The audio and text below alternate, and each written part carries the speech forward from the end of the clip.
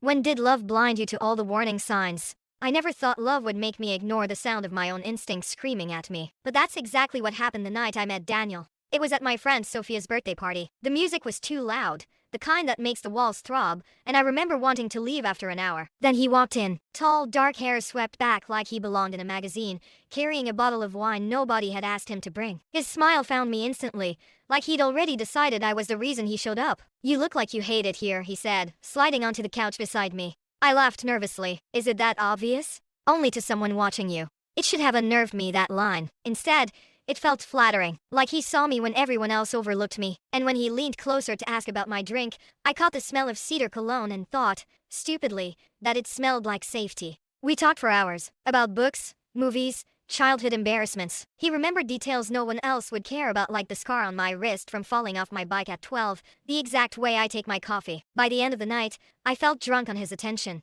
Sophia teased me later. "Careful, girl. Guys who notice too much notice for a reason." But I brushed it off. He texted me the next morning before I'd even brushed my teeth. "Last night was the best part of my week. Dinner tonight?" I should have slowed down. Instead, I said yes. Dinner turned into a weekend away. A weekend turned into keys to his apartment. Within 6 weeks, I was basically living there. My friends raised eyebrows. My mom asked, "Isn't this fast?" But Daniel's explanations always smoothed over the doubts. "Why waste time if we know what we want?" he'd say, brushing my hair back, looking at me like I was the only person in the world. And God, I wanted to believe him. After years of half relationships, of men who texted only after midnight, of being the second choice, Daniel felt like the answer to every prayer I hadn't even said out loud. The first warning sign came disguised as a compliment. We were out with some friends of his at a bar. I was telling a story, something silly about my job, and I saw his jaw tighten. Later, in the Uber home, he said softly, "You don't need to talk so much around other guys. You're too beautiful to try that hard." I laughed it off. I was just telling a story.